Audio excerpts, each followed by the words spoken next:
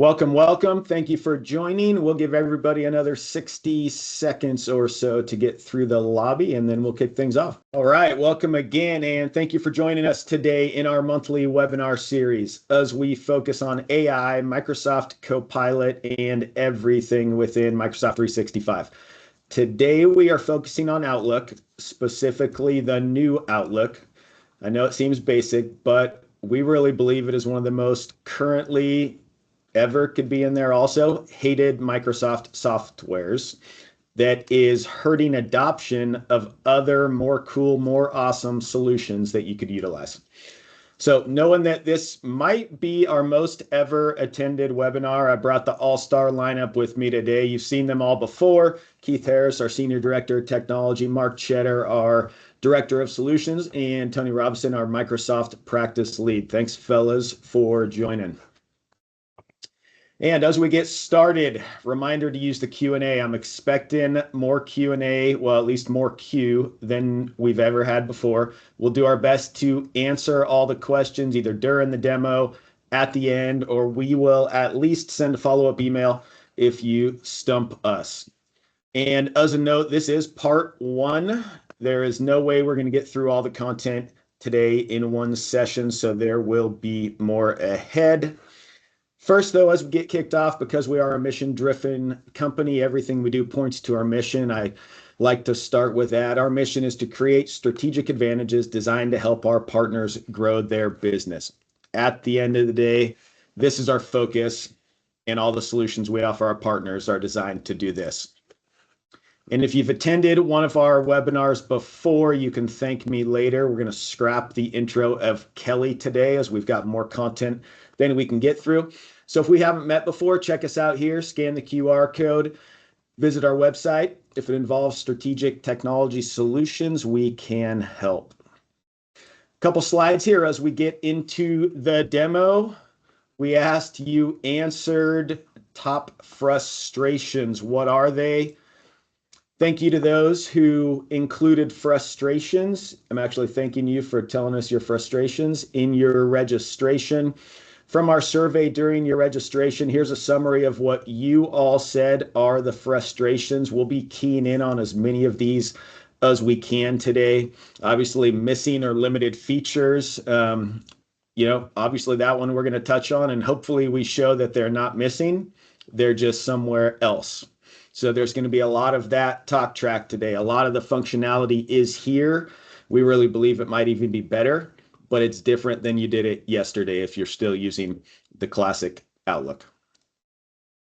And so why, though? Why, before we jump into really showing you why new Outlook?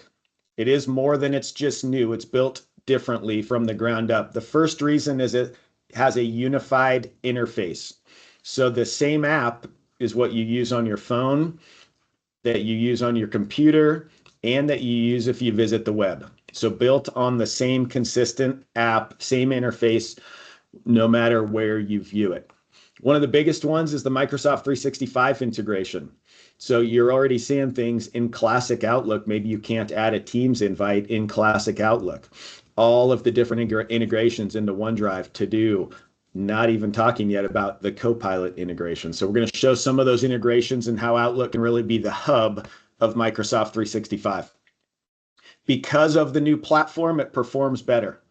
It does perform better once you're inside of it, understand how to use it. It performs faster. And search is better. Although I believe search was on the frustration page, and in conversations, I've heard a lot of search sucks. It's actually way improved, but consistent theme, it's done a little differently.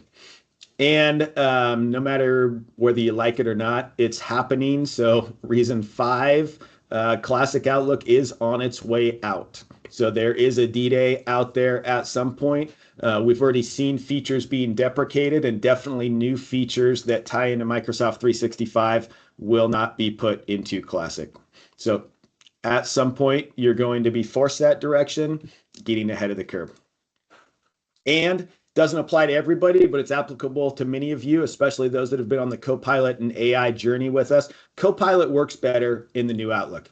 Works somewhat in classic Outlook, but really to get the full advantages of chat, of scheduling from email threads, which will show you applying coaching suggestions, really summarizing emails. To integrate Copilot, it does require the new Outlook. You can see graphically the difference between new Outlook and classic Outlook just on those 5 different pieces, of which, again, we'll show you some of. And so, just so you can absorb the content we're going to show you, force yourself to get in the right frame of mind. I get it, have had many conversations. Many of you tried the new Outlook back in time when Microsoft gave you that switch you could flip. And weirdly enough, in the Microsoft world, it wasn't fully baked at the time. So that was then, this is now. Take a quick, deep breath with me so you can give this a fresh start. It's mid-2025. New Outlook has been general availability since August of last year, and we believe it is ready for prime time.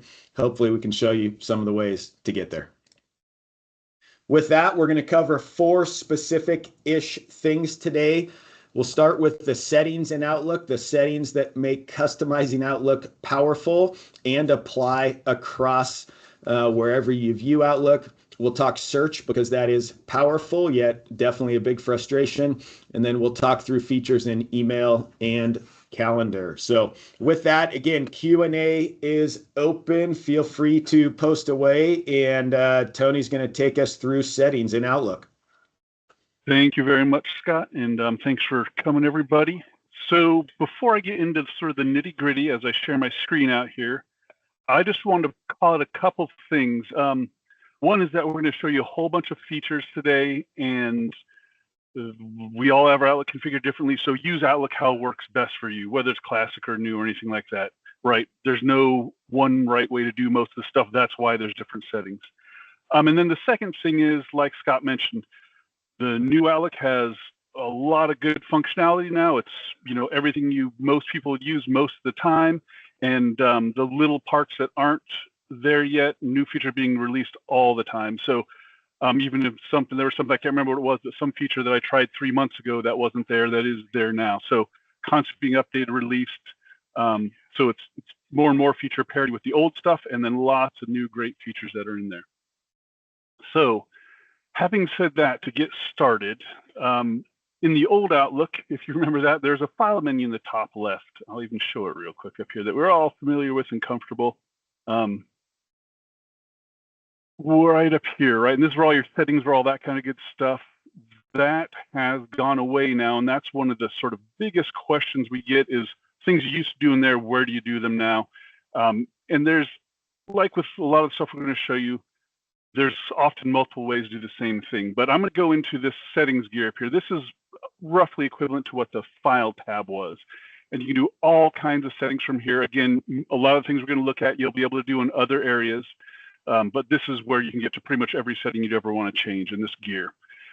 And then as I go through this, just want to call out, Scott mentioned it, but the new Outlook and the Outlook on the web are very similar looking today. Here's my Outlook on the web.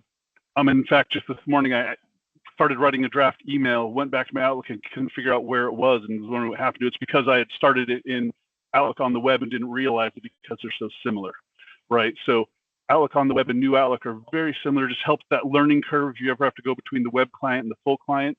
And the settings that we're about to look through change the settings in both places, right? So if I change my inbox from focus to not, it'll be changed in my web view too. So if you use both, you only have to change settings in one place. The settings are centralized. And that's enabled because the two are so similar. So to get into a few of the most, we'll say, common things that people ask about, I'm going to go to the mail settings. So as you can see, there's a whole bunch of stuff, mail, calendar. We'll get into those things a little bit later. But a couple things on the layout. Focused inbox is a big one for people. I don't use it. I think Keith does. So you'll see that in his inbox in a little bit. But here's the settings. If you want to change it, like maybe you're setting up new Outlook, which I set it for the first time, I think focus is on by default. This is where you turn it off if you wanted to, or maybe you turn it off accidentally and don't want all the clutter, you can turn it back on. And then there's a couple other important things. So there's a million one settings here. I'm going to gloss over a lot of them because there's too many to cover, but I'm going to touch on the ones we get the most questions about. and the ones that were in a lot of the things you all submitted here. So again, thank you for that. Message organization, group messages by conversations versus do not. So this is the setting, and there's 3 of them. It's not just off or on.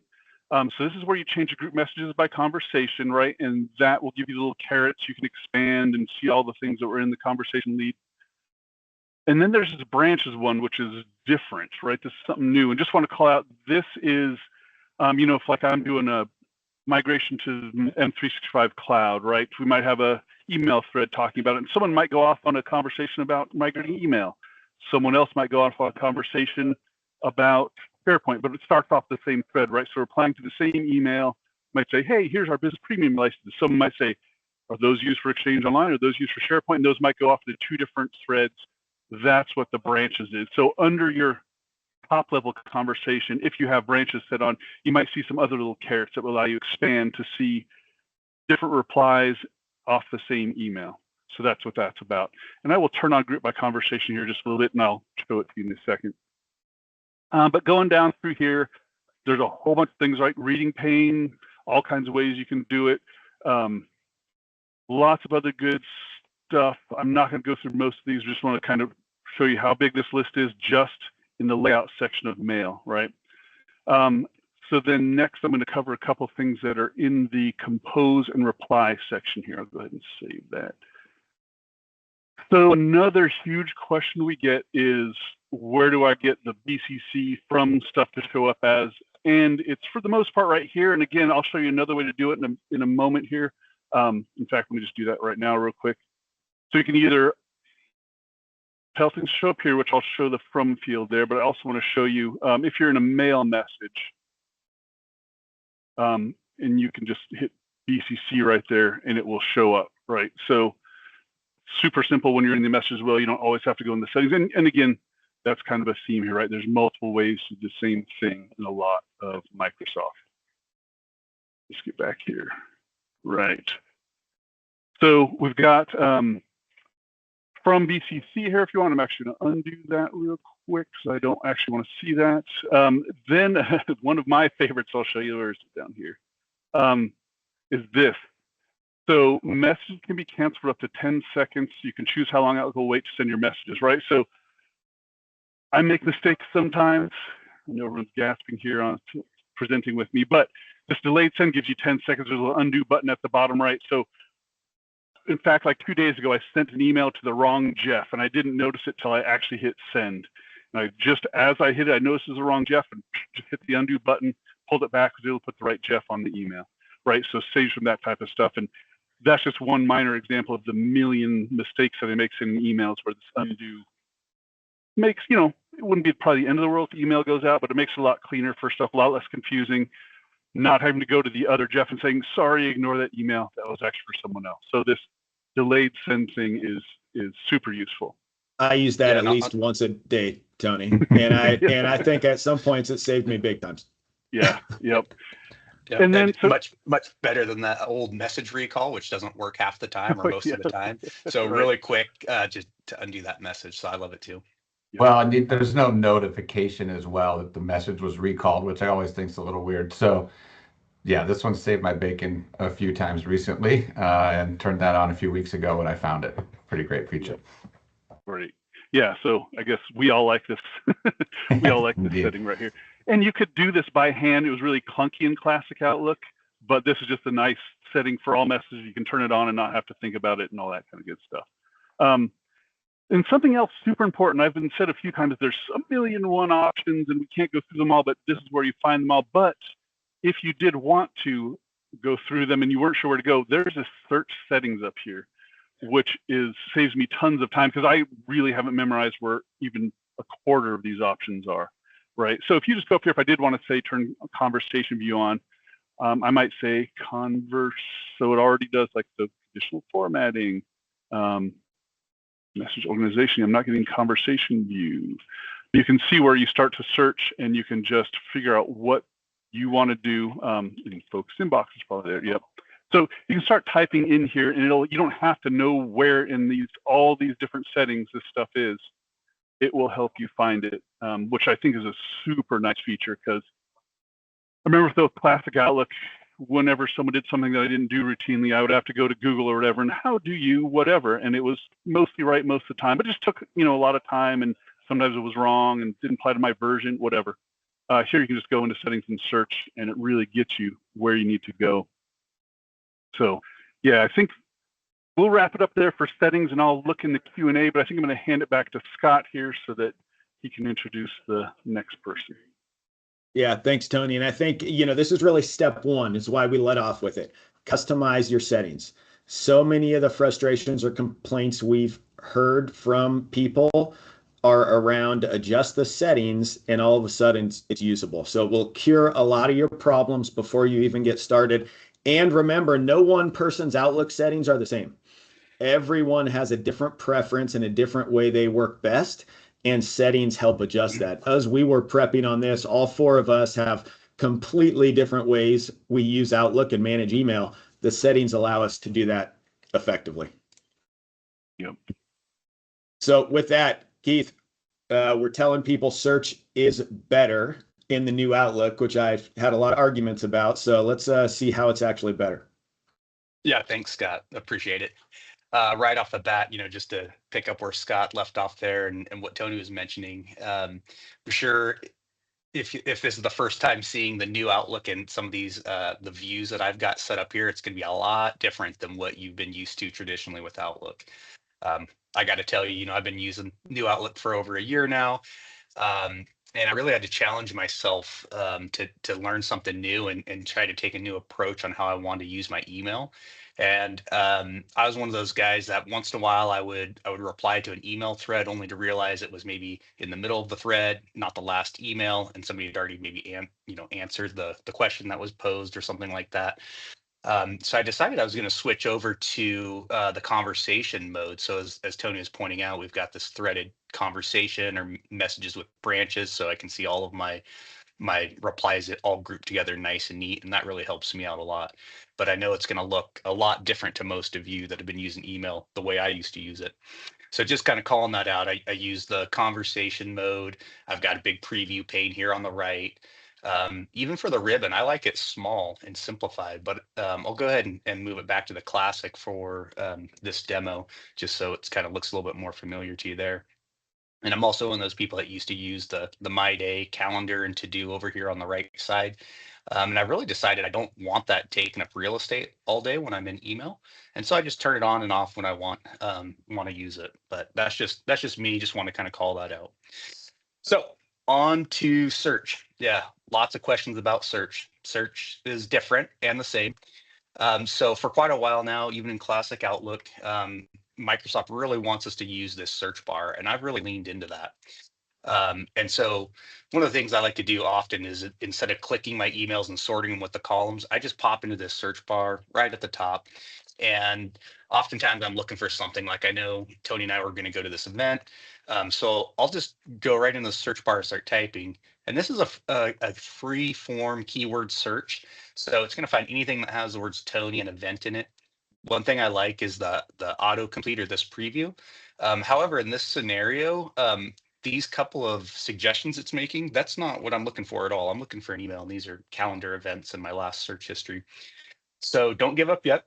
So at this point, all I'm going to do is hit enter on my keyboard.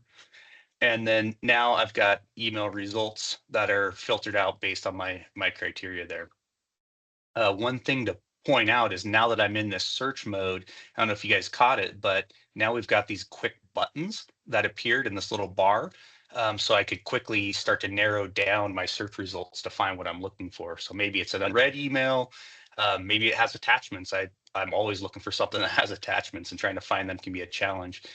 So boom, there we go, filtered down. There's an attachment, maybe that's the one I'm looking for. That's great. You can see these other various buttons here as well. So that's just a quick keyword search, works pretty well, but it doesn't always find what I'm looking for. So I'm going to exit out of that. And the other thing to notice is the funnel button. And as I click that in the search bar, I said funnel, it's filter, but it's a funnel icon. This probably looks pretty familiar to you. This is more of the advanced search that we used to have in the classic Outlook, and we still do actually. And this just gives you some pre-populated fields so you can really put in some information and be more specific about what you're looking for. If you're not finding, you're getting the results you want, you can change, where you're searching, right? I typically leave it at all folders to start. And so again, I'll say, hey, Tony, I'm looking, yep, that's Tony Robinson. That's the guy I want to look for emails from. If I knew some of this other information, I might fill it out here. I don't even remember what the subject was. But again, here's keyword.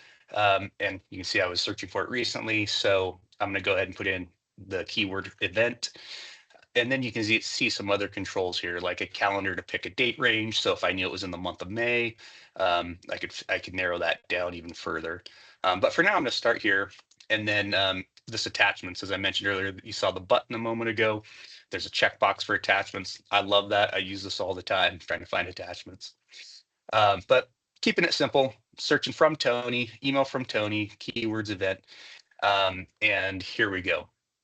Filter down, pretty much got the same results as before, but I can kind of tell that actually these are all emails from Tony, actually Tony Robinson, the guy I'm looking for emails from, and it's not any email that has the word Tony in it. So that helps to narrow it down. Again, I've got these buttons here. I can start to really refine my search results.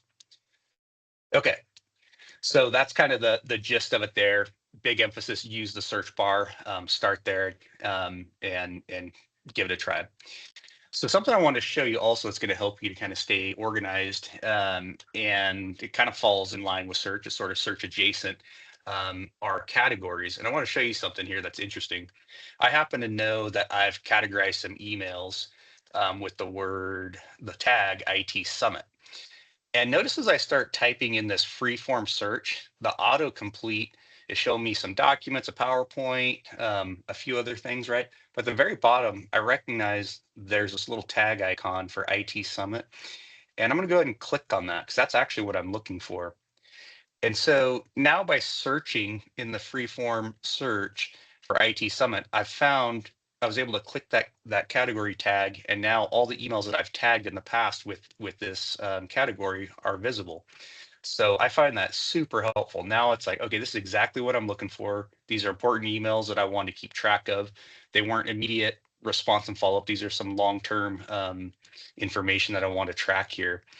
And so pretty quickly, pretty easily, I can see that. And I'll show you in a minute how these tags are interactive. We can click on them to continue filtering down.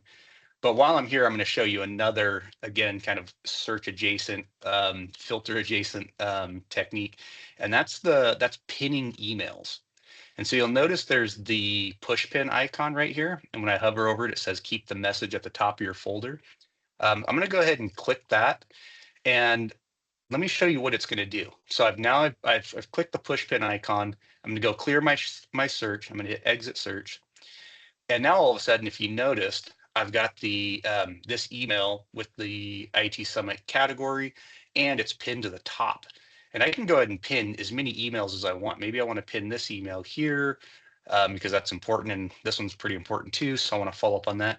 And now you can see I've got maybe some important emails that are at the top of my inbox, so that they're front of mind for me. And I find that super helpful for, maybe it's just a follow up on a task for the day. And at the end of the day, I'll just go ahead and clear these. I'll click that pin and remove it and unpin it. Yeah, and also to show you guys, as I mentioned before, there are things that I turn on and off, like the to-do bar. Well, I also keep my navigation pane minimized most of the time, but once in a while I pop in and use it. So I'll just expand that out by clicking this icon here. And this is your traditional folder view you're probably used to. Something to point out again, tags, category tags. Notice I've got this section called favorites, and I happen to have a category that I use named travel. So let me click on that. And so now here I have all the emails in this view that I've tagged with travel. And I like to do that because in the past, I used to do these inbox folders, and I had this one named travel. And notice my old school technique from 1992. I named it with a period travel, so I could get it to be close to the top. I did the same with some insurance things. I said exclamation point. So I was trying to manipulate these folders to be at the top. Now I don't have to do that weird silliness. I can just quickly apply a tag, a category by right clicking on an email, I can say categorize, and I can add a tag to it. And now it's categorized in the way that makes sense to me, that I can quickly find by going over here and clicking into my favorites. And I could go to any category and I could make it a favorite as well. So when we go in and manage our categories, or here I'll show you in with the ribbon option up here, we go to categorize. I'm going to do manage categories. And then you see these star buttons here, and that's how we can quickly add one to our favorite. So I'll hit star, close out the settings. Now I've got strategic planning in addition to travel up here in my favorites. So I'm going to go back to my inbox, turn that, hide that pane, because I've learned that I really like this view here. So that's a little bit about search. Hopefully you found that helpful. Categories, tags, that interactive nature of them. I can click that tag and quickly filter right back down. Notice up here, it actually is using the search bar. So again, Microsoft wants you to use it. It put that category tag up in my search bar. So when I'm done, viewing all my categories, I can go ahead and exit out of there. And then the last point I'll touch on, not about search, but Tony mentioned earlier, the focused inbox. I use it. I love it. So I can tell I'm in focus because of this menu up here. There's also other, and I even see an other preview. It's telling me someone had emailed me. When I click into that other inbox, what primarily goes in here, this all happens automatically through Microsoft's categorization, is mostly what I get in here are emails that Outlook knows I'm not reading. So it's these notification type of emails. So somebody did something, here's a bulk sender, don't care. Here's a notification. I'll get to it when I get to it, right? If I even need to. So this helps to keep my inbox a lot less cluttered by putting emails that I don't really care about into a different place, into that other view, and keeps me focused on the emails that I actually care about from the people I'm interacting with day to day. All right, I think that's kind of the overview there. Yeah. Wow, that's a lot, Keith. Yep. Again, shows kind of the customization. You're seeing how Keith uses search, how he uses different pieces to stay organized. I guarantee you it's going to be completely different than how Mark does, or Tony does, or I do. So hopefully you're able to glean some of those pieces. Make sure and pay attention to chat and Q&A also. A lot of good questions going in there. We've got some of our team answering those, as well as some participants helping out as well. So a lot going on there, a lot of good questions. We'll try to demo any we see as well. So with that, I think, Mark, you're going to show us calendar now. Yeah, actually, thanks, Scott. I do want to touch on a couple of things. So Scott had mentioned, or Keith had mentioned, he uses the formatting of Outlook where he has, it's threaded, and I'm not one of those people. So you see my inbox looks quite a bit different. I've got some color coding going on. I've got pictures. These are all settings that I'll show you in a second. But I work kind of top down. I'm the kind of guy who wants to make sure that my inbox is addressed every day. I've got 9 unread messages here. I make sure I either pin messages, flag messages, reply to messages, but I don't do that conversational mode. It drives me insane. So one thing I've found with searching is I may need to go in and find a message here, and I can right click on this and I can say, hey, find related messages from this sender or in this conversation, instead of cruising through my whole inbox and scrolling through the hundreds, if not thousands of messages that might be in between where that thread started. So I can just quickly go into a quick conversation mode. And here I've got, over roughly a month's worth of messaging around this particular topic. So that's a quick trick that has been really helpful for me. Also, something in the search that I want to touch on is that, I don't know if it's happened to you, but I'm getting communications all over the place from people I work with on my team and partners like yourselves. And I sometimes forget where the message started. Was it in Teams? Was it in email? And so in the search, I can go look for, again, we'll use Tony as the example here, but I can look for message from Tony, but I can also go look for messages that were in Teams. This is one of the great things about the new Outlook, is it's now integrating with the other apps that we use every day. So I can go through here and I can go, okay, what was that message that Tony sent me and where was that?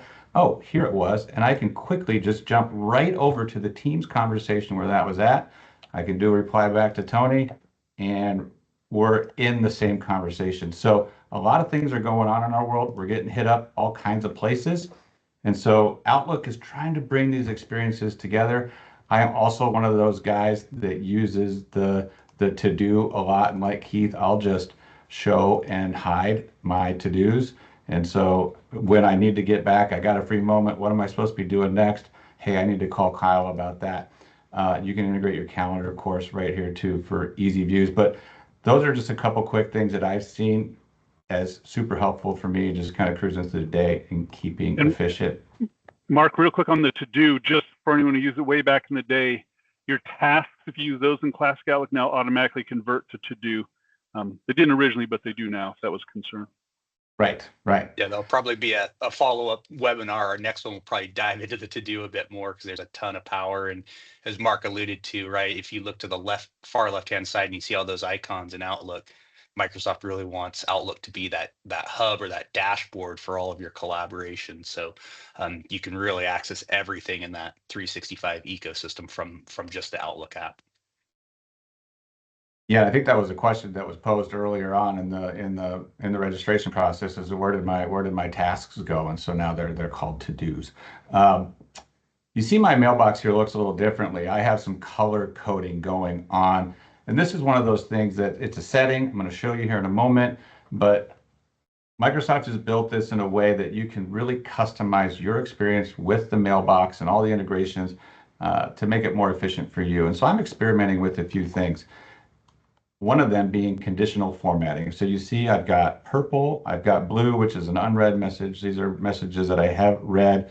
And then if I scroll down, you're going to see another color code here for Scott. So what is that? That's conditional formatting. So if I go into Mail and I go under the conditional formatting section, I can create some specific rules. And I can look at the rule for Scott. And all I'm doing here is just saying, hey, any message from Scott, I want to color code green. I can go add a new rule and I can make up whatever kind of rule I want. Messages from Sophos, for example, and I could say, what's the condition? It's from at Sophos and Mark Yap. Great. I want to color code Mark Yap. He's an important guy in my world. So, okay, we're going to pick a color and then he's going to be now conditionally formatted to be that rule. So kind of a nice thing. The other one I had was CC. I just kind of want to know if I'm the first guy on the email or if I've been CC'd in. That just helps me queue up. I get a lot of emails. So, I may not prioritize CC messages as quickly as I'm going to prioritize a message where I'm the original recipient.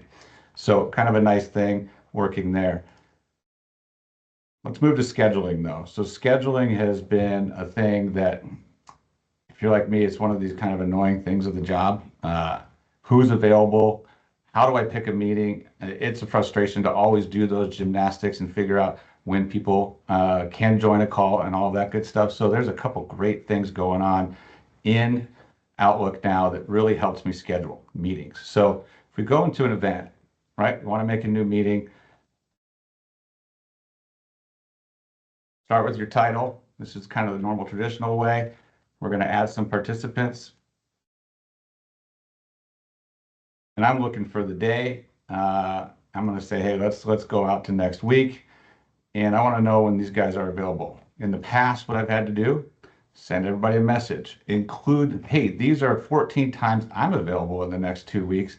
But if they're folks in your organization, Outlook's going to try to help us with the find a time feature. And it's going to go through and say, hey, on 7/2, we really don't have a consensus here. Tony's available, Scott's available, I'm available, but we don't have Keith at all that day. So maybe I got to pick another day. So let's look at 7/3. Also not a great day. We probably got to push this meeting out a bit. Let's try the 18th. Hopefully we find a time there. Great. So now I can quickly pick and throw this out as a suggestion to the group of, let's meet at this time because I know people are available. So obviously, that doesn't work outside of your organization as well because we're not able to see other people's calendars. Possibly if you federate your tenants, that's a thing that could happen, but not a very common thing that's being done. However, we do have this scheduling poll. So I can go in here and make a quick poll. It's going to, again, look through the days and times that I've selected to find me or find available time is is kind of already working. So again, let's jump out to the 18th where we know it was a good day, and it's going to automatically pick times that were all available for us. Now, I'm not really sure what else is going on in their day, so I don't want to be assumptive and just say, hey, let's meet at 8 o'clock. Maybe something's going on in their world, or maybe they haven't. Give them an opportunity to at least just make the decision. So I can go through here and send out a poll. Now, there's a couple quick settings in polls that are interesting and helpful. I can say, hey, I want to understand when we reach consensus, everybody agrees on a time, I want you to just automatically schedule that meeting for us. Don't make me do additional work here. Also, we can hold times on the calendar. So I've said, hey, these are reserved. So I don't want somebody else overbooking my time. And that's something that I do allow. Many of you probably do this, some don't, but there's folks in my organization that schedule meetings, put meetings on my calendar, find available times so they can get with me. Kind of a more analog booking feature. We'll talk about bookings in a little bit too, but regardless, there's some features here that we can work with that make creating the polls a little bit easier for you. So this just sends out, you can add a note and just send that message. And then I have had the settings here that I want to be notified if people are responding. The thing about the scheduling poll is everyone has to participate in order for it to complete. So I like to get the notifications, and I may, hey, Tony, we need you to just chime in on that poll, please. And let's get this meeting scheduled. So that just goes out the door pretty quickly. Yeah. And as someone invited to vote on a poll, I really like that you can pick a preferred time. So you can pick some days and times that you really prefer. Others that will work, you can say yes. And then of course you can say no, this time won't work. So again, to Mark's point, when the consensus is reached, it'll schedule it, and that's pretty neat. Yeah, so that's been really helpful, but something that I think is even more helpful is scheduling with Copilot. So fantastic feature here. I've been a big adopter of Copilot in the last year, finding new ways to utilize it daily. I've pinned this message to the top because it's a long thread. So I want to show you all what scheduling with Copilot does. So there's a button up here on the ribbon. It's going to go through, it's going to automatically create a subject line for me. It's going to automatically invite everybody that's on this thread. So how often are we in this situation? Quite a bit. We're talking to a bunch of people in an email thread. Okay, let's get a meeting together. Copilot's also going to go through, read the email thread content, and start proposing an agenda based on what it reads and summarizing our conversation so far. Super, super helpful. Gets me organized really quickly. I don't have to go back and think about this stuff. Now, this isn't set in stone. I'm going to insert this into the invitation. And then as well, I can go in and modify this if I see fit. Hey, we've already talked about this. We don't need to include this particular item on the agenda. Great. Maybe I want to free flow and format a couple other things. And then again, I can just go back through the find the time. Looks like this time's going to work for us. And I could send that meeting out. So I really like the Copilot feature here. Very, very helpful. Just another thing that's getting me a few more minutes back in these common motions that add up to, if not hours, a week, certainly hours a month that I'm saving by using this feature. Really quick, really nice. Another Copilot feature, though, many of us using Copilot are using Copilot to help us draft emails. I don't know if you've seen this setting. It's kind of buried in here. It's something I'm also playing with and have tweaked a little bit over time. But when we go into settings, you can go down to the Copilot section. Make sure you have Copilot turned on, but there are draft instructions.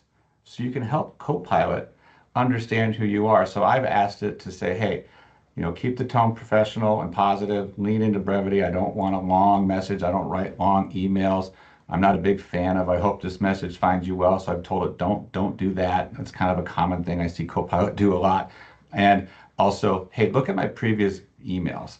Look at my typical greetings and salutations, mix them up, make it more personalized and varied. Because we all know that the AI today it's good, but also as we're starting to see more and more of it, we're understanding that messages are generated by AI. And so while I want the help, I also want to maintain my identity, my personality, and my communication. But I want the head start. I'm happy to get 80% of the way there, 85% of the way there, and then make those quick adjustments and move on with my day. So Mark, I know what your schedule looks like. A little dangerous, a little crazy. So would you say the new Outlook has actually helped you manage your schedule better?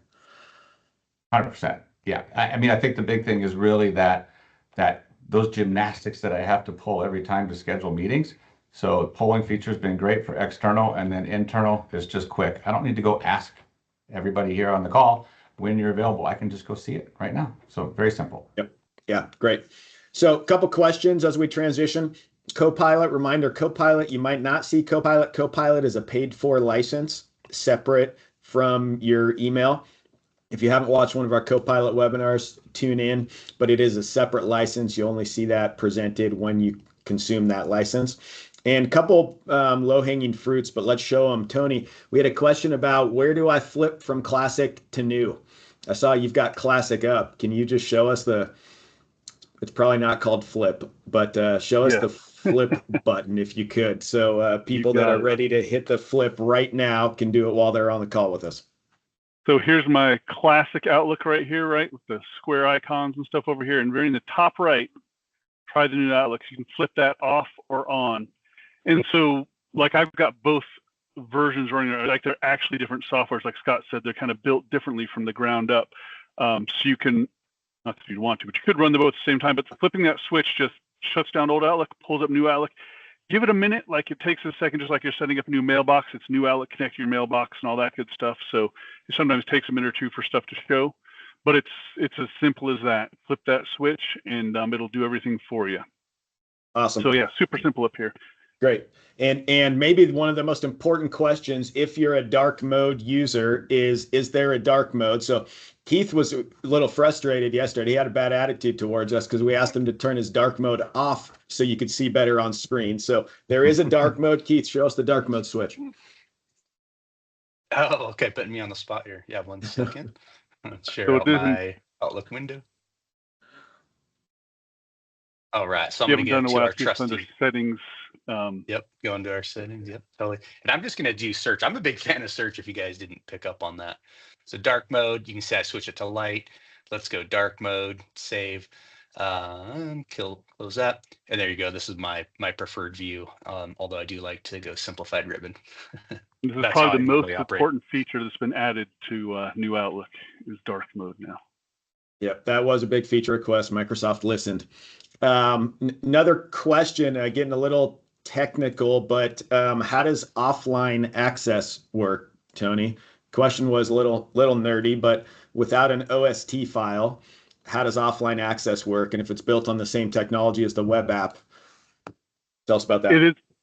Yeah, so it's like if you're comparing it to Classic Outlook, it's going to be a similar concept, right? So you tell it you want to keep 2 weeks or 3 months or whatever email offline, right? And then it was just not an OST file, it's just different technology, but it's the same exact concept. So it'll actually be cached locally on your workstation.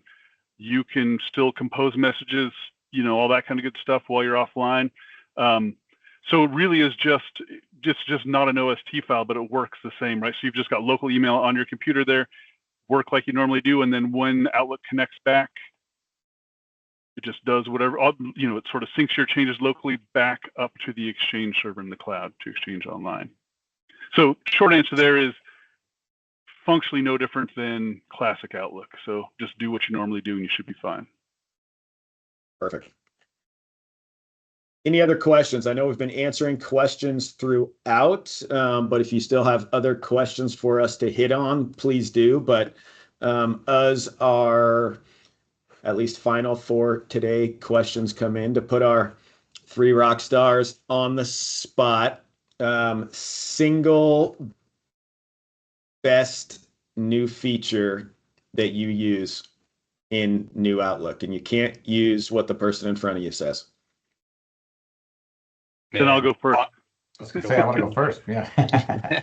I like the Teams integration like Mark was showing, where you can search for something and you can pull up stuff that's in Teams. Because like I did the same thing he talked about, man. I know we talked about something, can't remember if it was an email or a Teams thing, and it's just super simple to search and get it in wherever it was. We have so much communication coming from so many channels that makes things so much easier, for sure. Yeah, and with all that communication, one of my favorites, although I do have many, but one of my current favorites is Snooze. So you can snooze an email, and you can even pick the time when you want it to unsnooze. So it actually disappears out of your inbox view, and it'll pop back up at the scheduled time. So I really Actually, like that one. I had a long, crazy thread going on last night and this morning, so I snoozed like 50 emails right before this. Just my inbox wasn't filled up with a whole bunch of the same subject. So that's a good one for sure. Sounds like a feature I need to take advantage of. I'm going to go with the scheduling with Copilot. Before that, I really liked the undo thing we showed you. That 10-second delay has been wonderful in a few moments, but it's the time for me. And we're all in a lot of meetings, and it drives me nuts when we get there and people are like, what are we doing here? So I'm an agenda guy, no agenda, no attenda. So I like it when Copilot's giving me an agenda to work with that I can share with the constituents I'm working with, because I appreciate it when others just do that for me. So appreciate all the help Copilot's giving me to stay organized. Great. Yep.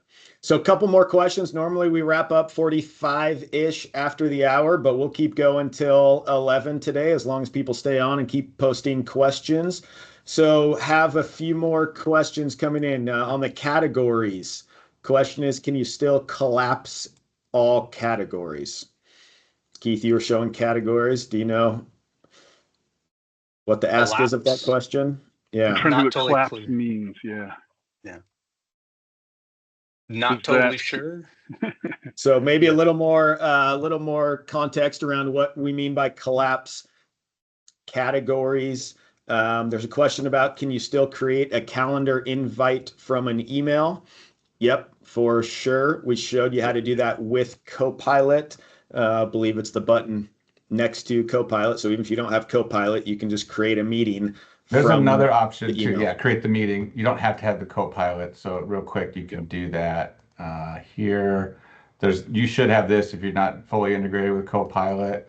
It'll just grab the meeting. So I got to select the message here first. Thought I was on it. It's going to go do and try its thing here, I believe. Live demo. Gotta love that. There we go. It's just thinking. So not as enriched. So it's grabbing the subject line, grabbing Matt, but it's not really filling in too much more and not giving me that pre-filled agenda, not reading through the thread. So that's the advantage of Copilot. I'm your typical user. Just keep clicking. Weird. It's going to work. Yeah. Same thing it did in our practice. You had like 6 screens pop up. I know. Call me impatient. Guilty. We didn't talk about shared mailboxes and folders too much. I do have a couple things I could share there. So I do have a couple shared mailboxes, as you see, a handful here. I've selected those as favorites as well, not all of them. I want to dig into these couple mailboxes, want to have them readily available. So if you do want to do that, you can simply go in here under this particular mailbox, get into the settings, and I can, it's a favorite now, so I could remove that from favorites, or I could go simply add it to my favorites. And then Keith was mentioning that trickery that he was doing before. You can just simply drag and drop and move some stuff around here.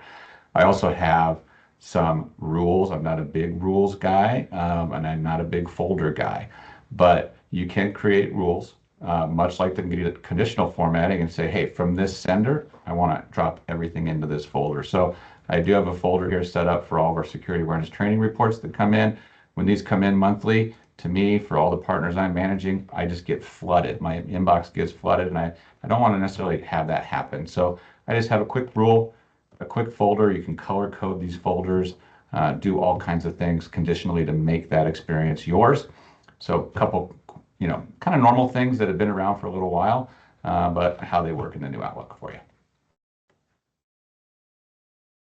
Hey, Mark, while you're on shared, or anybody who has a shared calendar, question about shared calendars in the new Outlook.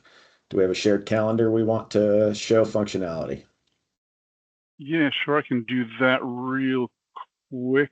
Share my screen out. So I was trying to answer questions. It's going to take me a moment here.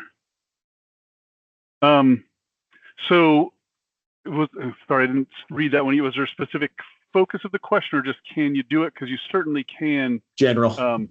Yeah, just general how to share. Okay, cool. So like if I want to add in, let's think here. Who's got there? I think Nate has his. So Scott. I know Scott. I can do some of your stuff anyway. Right. So I'm kind of flying through here, but you saw all I did was hit, let me just show you slower motion here. Add calendar right here. So it's basically the same flow as Classic Outlook, right? So if you have a calendar you want to see, add calendar.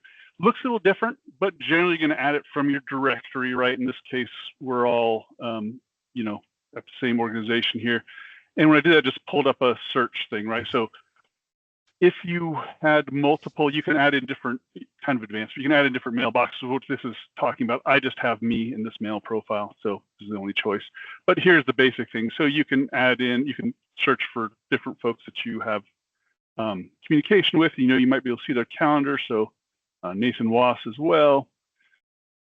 And just add it to, again, my calendar, right? You could potentially add this to some other calendar if you wanted for comparison, but that's all it does. It shows up. Save. So you can sort of see, just like before, everybody's thing is a little bit of a different color, all that kind of good stuff. So pretty much the same. This interface certainly looks a little different once you add calendar. It's not up here at the top anymore. It's right here. But shared calendars work basically the same if you just want to look what someone's got available. This was my workflow. This used to be my workflow. When is Scott, Keith, Tony available? I had all their calendars available to me. I'd pull them all up on the screen, and if you get more than 4 or 5 people, all of a sudden the color coding's crazy. And I'm scrolling through the weeks to find that one window of time. So again, back to that find a time feature. It's going to do all this work for you way, way faster. But my old flow was this. And opening up shared calendars and manually looking and scanning for that opening. You know, on here I'm looking and looks like, what is that, 2:30 you all are available today? So, you know, a little bit more work to do that, to find the time. So let Microsoft help you with that. Yeah, that find a time feature is probably my top 5 favorite things, where you just ask it and it'll tell you. I used to use a scheduling assistant, right, in the old one, and you have your list on the left, you'd scroll through and you can see when everyone's available. It was handier than doing this, but the find a time just takes the place it's actually available. So I appreciate that. So yes, shared calendars, yes, shared mailboxes, both supported. Question on migrating from classic to new. If you have rules set up, do those rules transfer over? Ooh, I'm actually not 100% sure the entire answer to this question. I'll follow up with whatever that was and find out. But yeah, so there's server-side and client-side rules in the classic Outlook. And right, so Alex says there, if they're online mostly. So the server-side rules certainly will. But there are certain things in classic Outlook that won't. So there's some that might not transfer, but by and large they will. Yes. Perfect. All right, and we're gonna wrap up with trying to get the categories question answered. So question is less about collapsing and more about, I think, filtering by category, Keith. So if you've got 10 categories and only wanted to view 4 of them, is there a simple way to do that? Okay, so, let's find. Go ahead, Tony. I would also say the question might be, in case it is, like in classic Outlook, you would have a column heading for categories, and you could click on that. It would sort your emails by category. That is certainly not a default thing anymore. It'd be more relying on the search. You might be able to do something like add column or something like that to get, if that's what you're talking about. But Keith, you can go ahead and do the show.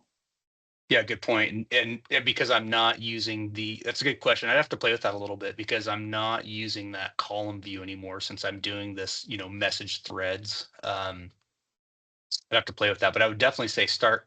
You know what? I think actually I know you can. Maybe I'm not sure if this answers the question, but again, I'm using that search bar. You see, I've got a travel tag up there for a category. Remember, I showed the IT Summit.